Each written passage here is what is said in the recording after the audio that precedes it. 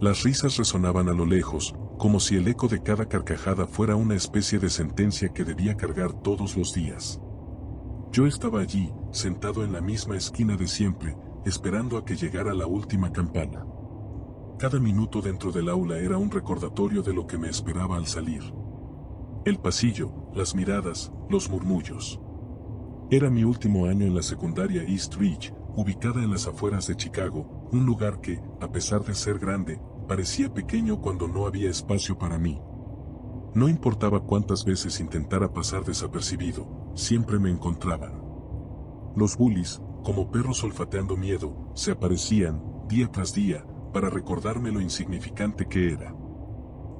Perdedor, gritaba Kyle, el capitán del equipo de fútbol, mientras me lanzaba su mochila a la cara.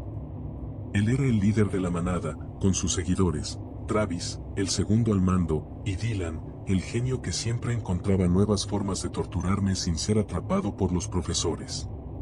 Sabían cuándo y cómo atacar. En los pasillos sin cámaras. En las redes sociales donde podían humillarme sin levantar sospechas. Había aprendido a soportar el dolor físico, pero el verdadero terror era psicológico. El aislamiento. La sensación de que, en un mundo lleno de personas, yo estaba completamente solo. A veces llegaba a pensar que nadie me veía realmente, como si fuera un fantasma vagando por los pasillos, invisible para el resto. Pero no lo era para ellos. Ellos siempre me encontraban. El día que todo cambió fue una tarde de octubre. Estaba caminando hacia la biblioteca, un lugar donde normalmente me refugiaba. Era uno de los pocos sitios en la escuela donde podía respirar sin sentir que el mundo estaba sobre mí. Pero ese día, el destino no estaba de mi lado. Los encontré en el mismo cruce de siempre, justo entre los vestidores y la cafetería. ¿Ya estás listo para Halloween, Freak?, preguntó Dylan, su sonrisa torcida reflejando algo mucho más siniestro que una simple broma. No respondí. Sabía que responder solo les daba más motivos para seguir. Pero Kyle decidió que mi silencio no era suficiente. ¿Te crees mejor que nosotros porque te quedas callado?, me empujó, tirándome al suelo. Sentí el frío del mármol contra mi cara y las risas estallaron como una bomba alrededor mío. Nadie hacía nada. Nadie nunca hacía nada. Lo siguiente fue una de esas humillaciones que no se pueden borrar. Travis sacó su teléfono y comenzaron a grabar. Me escupieron, me golpearon y, mientras yo estaba en el suelo, me vertieron una bebida sobre la cabeza. La grabación se volvió viral al día siguiente en nuestro pequeño círculo social. El Freak de East Ridge era el nombre del video. Las burlas no solo vinieron en persona, sino también online. Algo en mí se rompió ese día. No lo sentí de inmediato, pero más tarde, mientras me miraba en el espejo del baño de la escuela, algo cambió. Mi cara estaba magullada, mis ojos inyectados de lágrimas que no salían. Pero lo que vi en el reflejo no era debilidad. Era odio. Un odio tan puro y concentrado que me asustó. A partir de ese día, empecé a pensar en venganza. Al principio, eran fantasías vagas. Pero cuanto más pensaba en lo que me habían hecho, en lo que me habían robado, mi dignidad, mi juventud, mis esperanzas, más claro se volvía el plan. No era una simple idea pasajera, era una necesidad. Sabía que no iba a ser algo inmediato. No podía simplemente golpear a Kyle y esperar que todo cambiara. No. Quería que fuera perfecto. Quería que sintieran lo mismo que yo sentí durante años. El miedo. La soledad. El terror. Pasé semanas planeándolo todo en mi cabeza. Esperé a que llegara el último día de clase, el día en que ellos se sentirían más invulnerables que nunca, llenos de orgullo por haber dominado su pequeño reino durante años. Sabía exactamente lo que iba a hacer. Conocía sus rutinas. Sabía a qué hora salían del campo de entrenamiento, en qué autos iban y a qué lugares iban a celebrar. El 31 de mayo, el último día de clases, amaneció soleado. Parecía que todo el mundo estaba celebrando el fin de una etapa, el inicio de un verano lleno de promesas. Pero para mí, ese día era el fin de algo completamente diferente. Había pasado semanas estudiando cada movimiento de Kyle, Travis y Dylan. Sabía que después de la ceremonia de graduación, ellos iban a ir a la casa de campo de Kyle, un lugar alejado de la ciudad, donde las reglas nunca parecían importar. Era su santuario, el lugar donde solían llevar a las chicas, beber sin control y sentirse intocables. Pero esa noche sería diferente. La ceremonia transcurrió como cualquier otra. Kyle recibió el trofeo al mejor atleta, y toda la audiencia aplaudió mientras él subía al escenario con esa sonrisa arrogante que había llegado a odiar tanto. Cuando terminó todo, los vi irse en su coche, riéndose y golpeándose las espaldas como si el mundo les perteneciera. Y por última vez, me ignoraron. Perfecto. Esperé una hora antes de seguirlos. Mi corazón latía tan fuerte que casi podía escucharlo en mis oídos, pero no era nerviosismo, sino emoción. El auto que robé a las afueras de la ciudad funcionaba perfectamente, y con la máscara de Halloween que había comprado meses atrás, me sentía invisible. Inmortal. El camino hacia la casa de campo de Kyle atravesaba una serie de bosques y campos vacíos. Una vez que el sol se ponía, esa zona se convertía en una oscuridad absoluta, solo rota por la luz ocasional de los faros de los autos que pasaban de vez en cuando. No había vecinos cerca. Nadie escucharía nada. Llegué a la casa alrededor de las 10 de la noche. Pude ver las luces encendidas desde la carretera, y los sonidos de música fuerte y risas llegaban hasta mí, incluso a esa distancia. Me acerqué lentamente, aparcando el coche a unos 100 metros, donde los árboles eran lo suficientemente densos para ocultar todo. Agarré la mochila con el equipo que había preparado. Dentro, había una cuerda, cinta adhesiva, una palanca y un cuchillo que había encontrado en el garaje de mi padre. Todo estaba cuidadosamente planeado. Me acerqué a la casa por la parte trasera, donde las ventanas daban hacia el bosque. La casa de campo de Kyle era grande, con 2 pisos y un garaje separado. Sabía que la planta baja sería el lugar donde estarían bebiendo y festejando, así que fui directamente al garaje primero. Desde allí, podía observar todo sin ser visto. Pasaron horas, pero yo sabía esperar. La paciencia era algo que había aprendido en todo este tiempo, durante todos esos años de soportar su abuso. Pasada la medianoche, Kyle y sus amigos estaban lo suficientemente borrachos como para que comenzaran a dispersarse. Travis fue el primero en tambalearse hacia afuera, probablemente buscando un lugar para vomitar. Fue mi oportunidad.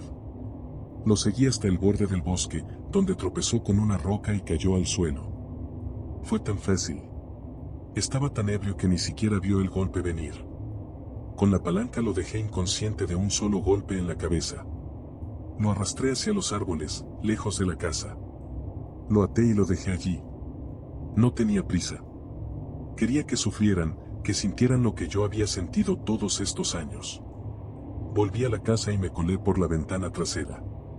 Dentro, solo quedaban Kyle y Dylan, demasiado borrachos para darse cuenta de que Travis no había regresado. Dylan estaba tumbado en el sofá, balbuceando algo incoherente. No lo necesitaba vivo por mucho más tiempo. Cuando entré en la sala, me vio por un segundo, con la máscara de Halloween cubriéndome la cara. Su expresión cambió de la euforia del alcohol al terror en un abrir y cerrar de ojos. Me abalancé sobre él, tapándole la boca con una mano mientras el cuchillo hacía su trabajo con la otra. Silencio.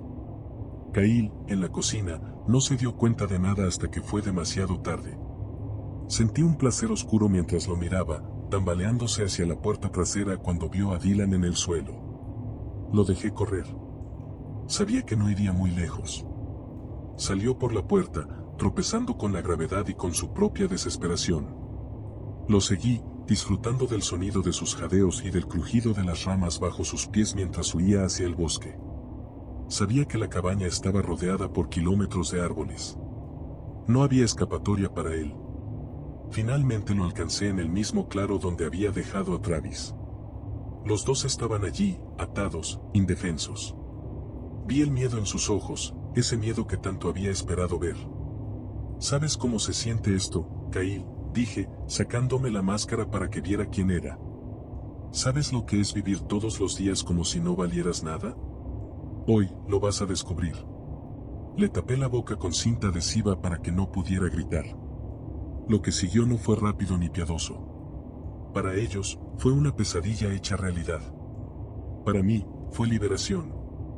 El silencio del bosque me rodeó cuando terminé. Me quedé allí un rato, observando cómo sus cuerpos inertes ya no podían hacerme daño.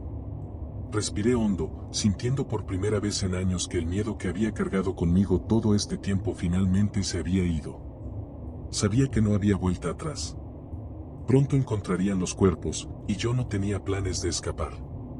Mi historia terminaría aquí, pero al menos me llevaría conmigo el único consuelo que me quedaba, que al final, ellos saborearon el mismo terror que yo había sentido durante años.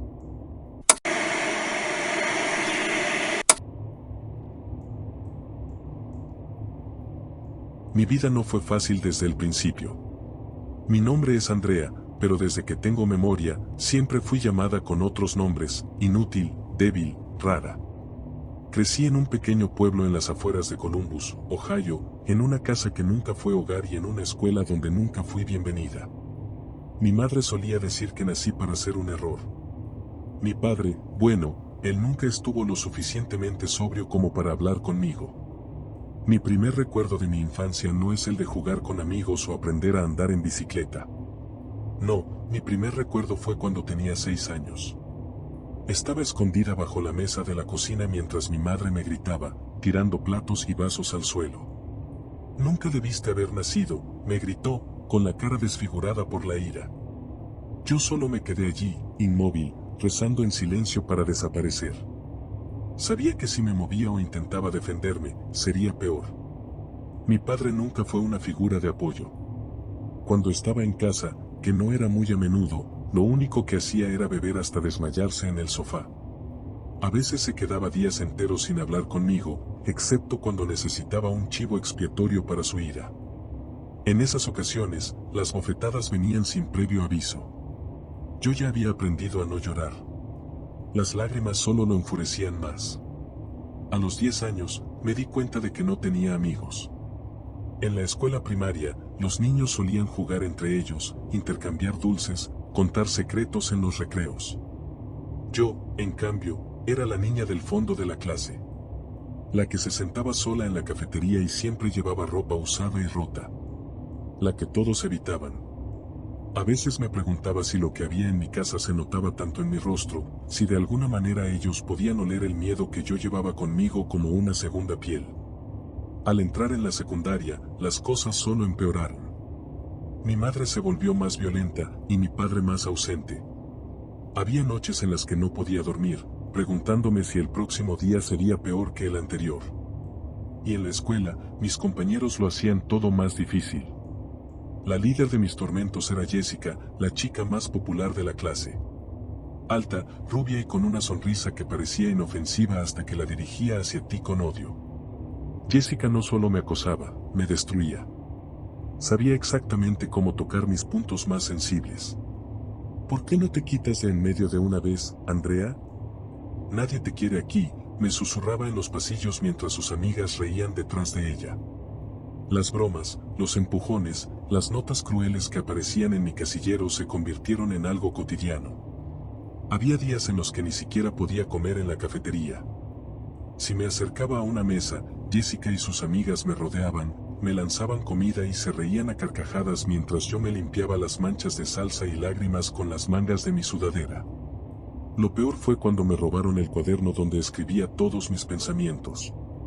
Ese pequeño diario era lo único que tenía para desahogar mi frustración, mis miedos, mis sueños rotos. Un día, al final de la clase, ya no estaba en mi mochila. Al día siguiente, cada palabra que había escrito fue proyectada en la pizarra de la sala de informática, para que todos pudieran leer mis miedos más profundos, mis deseos de escapar de todo, e incluso mis intentos fallidos de acabar con mi sufrimiento. Jessica estaba allí, al frente, controlando la computadora, sonriendo con malicia mientras las risas llenaban el aula. Esa fue la primera vez que pensé seriamente en la venganza. A los 16, logré escapar de casa. Me subí a un autobús con lo poco que tenía y me dirigí a Cleveland. No sabía exactamente qué haría allí, pero cualquier lugar parecía mejor que mi hogar. Lo que no sabía en ese momento era que los problemas no desaparecen solo porque cambias de lugar. En Cleveland, conseguí un trabajo en una cafetería de mala muerte y alquilé un pequeño cuarto en un edificio viejo y sucio. Los días pasaban como una neblina, con horas interminables sirviendo cafés a personas que ni siquiera me miraban a los ojos. Me alejé lo más que pude de mi pasado, cambié mi apariencia, incluso traté de borrar mi acento del Medio Oeste para parecer menos la Andrea que había sido. Pero los fantasmas del pasado siempre me encontraban. Una noche, mientras regresaba a mi apartamento, vi a un grupo de chicas de mi edad riéndose en la esquina de la calle. Al principio, pensé que era una simple coincidencia, pero cuando una de ellas se acercó, reconocí su rostro al instante, Jessica. Mis piernas casi se paralizaron al verla después de tantos años, pero sus palabras confirmaron lo que ya temía.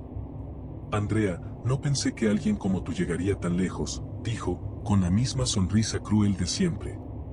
En ese momento supe que, por más que huyera, no podría escapar de mi pasado. Los años siguientes fueron oscuros.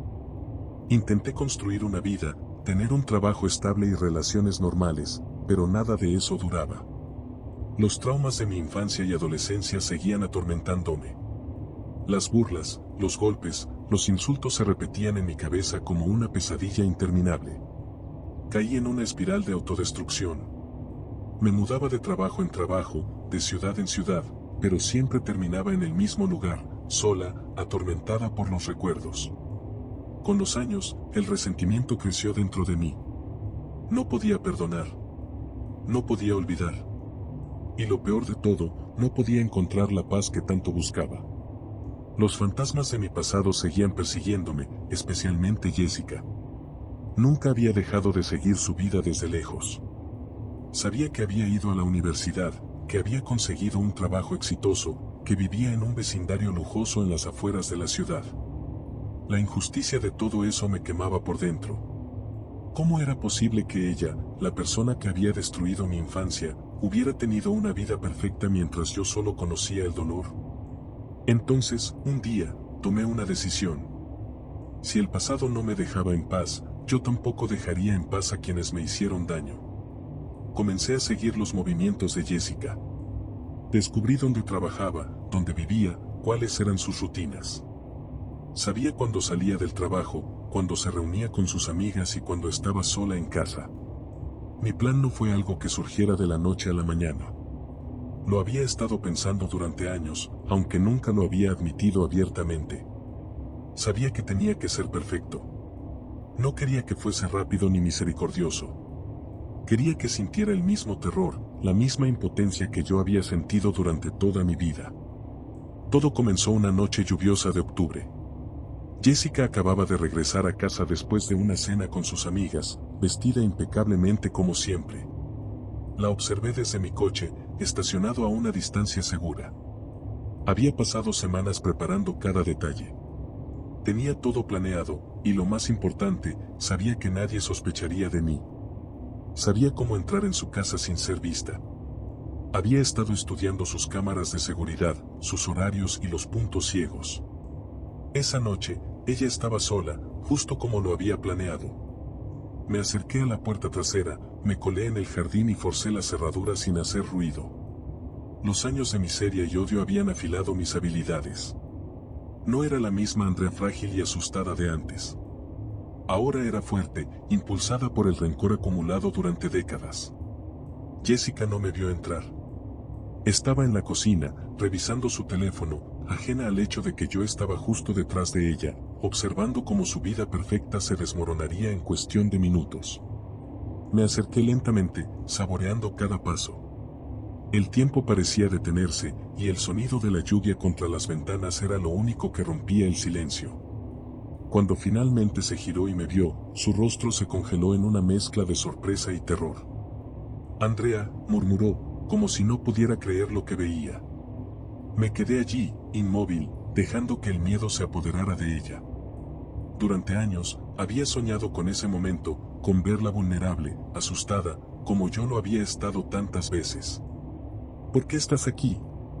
Su voz temblaba, y por primera vez en su vida, vi a Jessica dudar, perder ese control que siempre había tenido sobre mí. «Vine por lo que me debes», respondí, en un tono calmado, mientras sacaba de mi bolsillo el cuchillo que había traído conmigo. No tenía intención de matarla rápido. No, eso sería demasiado fácil. Quería que sufriera, que supiera lo que era vivir con miedo, con la constante sensación de que el mundo se desmorona a tu alrededor. No me importaba lo que sucediera después. En ese momento, todo lo que me había consumido durante años, todo el dolor, la rabia, la frustración, lo descargué sobre ella. Los gritos de Jessica llenaron la casa, pero yo no me detuve.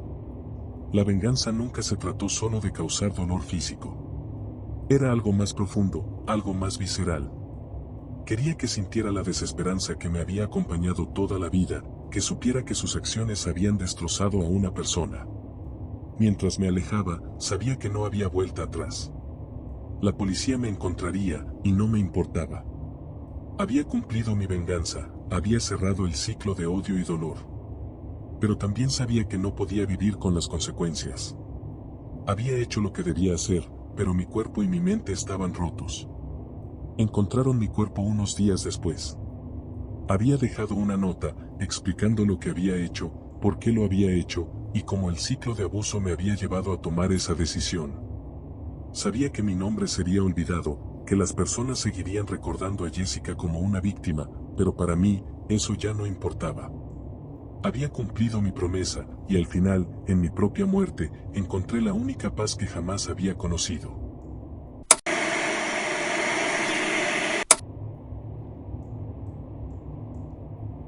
Siempre pensé que los gritos serían el peor de los castigos. Que los insultos a la cara, las burlas en los pasillos o las manos agresivas empujándome serían lo que más me dolería. Pero no. Lo peor de todo fue el silencio. El vacío constante, la ausencia de palabras, como si no existiera. Desde que tengo memoria, el pueblo ha sido mi cárcel. Todo comenzó con una muerte, una tragedia de la que yo apenas tenía memoria, pero que marcó el curso de mi vida de una manera implacable. Tenía 5 años cuando el hijo menor de los Fernández, un niño que jugaba conmigo a diario, desapareció. Nadie supo cómo ni por qué. Solo se esfumó. Pero en este lugar, con sus calles polvorientas y sus miradas que siempre están al acecho, las tragedias no son solo tragedias. Siempre buscan a alguien a quien culpar. Y esa persona fui yo. Recuerdo vagamente aquel día. Mi madre me había mandado a jugar afuera. Vivíamos en una pequeña casa al borde del pueblo, y la familia Fernández era la única vecina que teníamos cerca. Los niños solíamos pasar las tardes corriendo por los campos, saltando entre las viejas cercas oxidadas. Era una rutina que ambos disfrutábamos hasta aquel día. La tarde era cálida, el viento soplaba suavemente y el sol comenzaba a caer. Estábamos corriendo cerca del río cuando lo perdí de vista. Lo llamé varias veces, pero no respondió. Pensé que estaba jugando a esconderse. Era típico de él. Caminé de vuelta a casa sin prestarle mucha atención, convencida de que volvería a aparecer para la cena. Pero nunca lo hizo. Las horas se convirtieron en días, y los días en semanas. La búsqueda fue implacable, la policía rastreó cada rincón del campo, pero no encontraron nada. Al principio, los adultos me preguntaban con dulzura. Querían saber dónde había estado, qué habíamos hecho. Les respondí lo que recordaba, pero pronto sus preguntas se tornaron frías. Sus ojos, duros. No era solo curiosidad. Era desconfianza. Mis padres no sabían cómo reaccionar. La desaparición del niño fue un golpe para toda la comunidad, pero más que eso, fue un golpe para nosotros. Empezaron a correr rumores, pequeños comentarios en los supermercados, en las reuniones de la iglesia. ¿Por qué no habla más sobre lo que vio? ¿Qué habrá pasado realmente ese día? Con el tiempo, los rumores se convirtieron en certeza. Yo era la niña que sabía más de lo que decía. Tal vez había hecho algo. Tal vez lo había llevado a algún lugar peligroso. El silencio en casa se hizo denso. Mis padres, en vez de defenderme, cayeron en la misma trampa. Nunca me dijeron directamente que creían lo que se decía, pero sus miradas lo decían todo. Mi madre me evitaba, y mi padre simplemente dejó de hablarme. A los 6 años, ya me había acostumbrado a las miradas. En la escuela, los otros niños no me hablaban. Al principio, me lo tomé como algo pasajero. Los niños pueden ser crueles sin motivo, ¿verdad? Pensé que, con el tiempo, Olvidarían el incidente y todo volvería a ser como antes. Pero no fue así. Las miradas se convirtieron en algo cotidiano. Incluso los maestros, que deberían haber sido neutrales, evitaban mirarme directamente. Al darme la tarea o al corregir mis errores, lo hacían con una distancia casi palpable. Si hacía una pregunta, se limitaban a contestar lo mínimo. Nadie quería relacionarse conmigo. Los cumpleaños a los que solía asistir con otros niños se convirtieron en eventos a los que no era invitada. Las madres les decían a sus hijos que era mejor que no jugaran conmigo. Es por tu propio bien, decían. Los niños, como buenos aprendices de sus padres, obedecían sin rechistar. Recuerdo el día en que intenté unirme a un grupo en el recreo. Estaban jugando a la pelota y me acerqué con la esperanza de que no me apartaran. Al principio, parecía que me habían aceptado. Sonreí, pensando que, al fin, el silencio se había roto. Pero la ilusión duró poco. Uno de los chicos tomó el balón y, justo cuando estaba cerca, lo lanzó con fuerza hacia mi cara. El impacto me derribó al suelo, la nariz comenzó a sangrar y la risa resonó en mis oídos. Nadie vino a ayudarme. Nadie me dijo una palabra. Simplemente me dejaron ahí, tirada, con la nariz rota y el alma destrozada. Esa fue la primera vez que sentí que no pertenecía. La adolescencia no trajo alivio. Al contrario, el aislamiento se volvió aún más doloroso. Las interacciones entre los adolescentes eran más complejas. Ya no eran solo juegos en el patio, sino dinámicas sociales llenas de crueldad disfrazada. Sabían cómo hacerme sentir invisible, cómo ignorarme con tanta precisión que cada mirada que me esquivaba era un golpe al pecho. Los años pasaron, y me convertí en un espectro. Caminaba por los pasillos de la escuela sin que nadie me viera. Mis compañeros parecían hablar de mí en susurros, siempre a mis espaldas, pero nunca lo suficientemente alto como para que pudiera confrontarlos. Mis intentos de destacar en los estudios no fueron mejores. Aunque sacaba buenas notas, los profesores evitaban elogiarme. Mis éxitos académicos eran ignorados, y en las actividades extracurriculares, simplemente no existía. En casa, la situación no era mejor. Mis padres no hablaban del tema, pero su silencio era más elocuente que cualquier palabra. Mi madre dejó de hacer comentarios amables o preguntarme sobre mi día.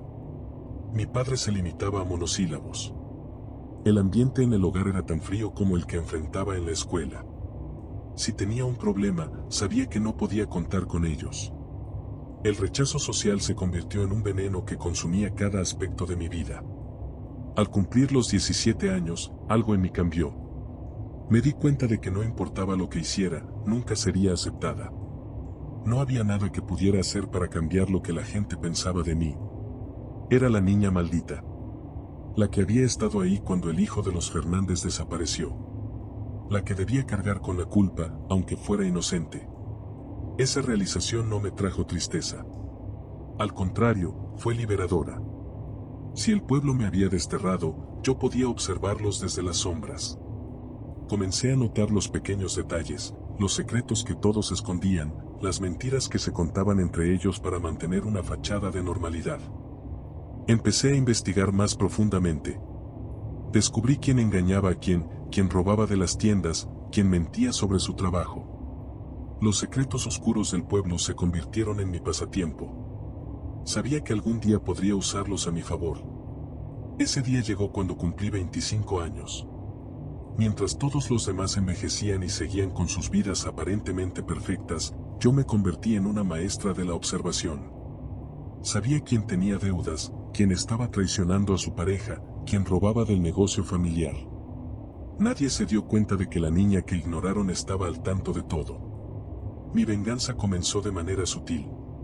No era violenta, pero era efectiva. Mandaba cartas anónimas a las personas correctas, revelando verdades que habían sido cuidadosamente ocultadas. Rompí matrimonios, destruí carreras, pero lo hice sin levantar sospechas. Era el mismo silencio que habían usado contra mí, pero esta vez, lo empleaba para destruirlos desde adentro. La comunidad comenzó a desmoronarse. Las amistades se rompían, las familias se fragmentaban, y el pánico se extendía. Nadie sabía de dónde venían las filtraciones. Nadie sospechaba de mí. Finalmente, la señora Fernández, la misma que había sembrado las dudas sobre mí cuando era niña, fue arrastrada en el caos. Su esposo la abandonó después de que se revelaran sus infidelidades, y su reputación quedó destrozada. Sabía que mi tiempo en este mundo estaba llegando a su fin. Las noches de insomnio y el dolor acumulado habían pasado factura a mi cuerpo. Pero no me importaba. Mientras me desvanecía, sabía que había cumplido mi objetivo. Había destruido al pueblo que me había destruido a mí. Morí sola, como siempre supe que sería. Pero no morí sin dejar mi marca. Al final, fui yo quien ganó.